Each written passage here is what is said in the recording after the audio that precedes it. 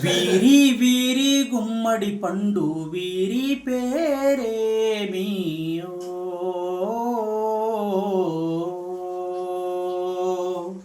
దాగుడు మూతల దండ కోరు వీరి పేరేమి ఓ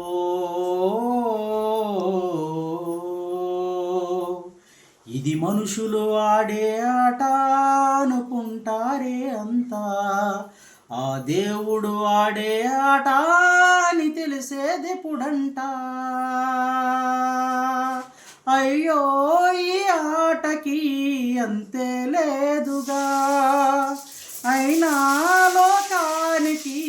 అలుపేరాదుగా వీరి వీరి గుమ్మడి పండు వీరి పేరేమి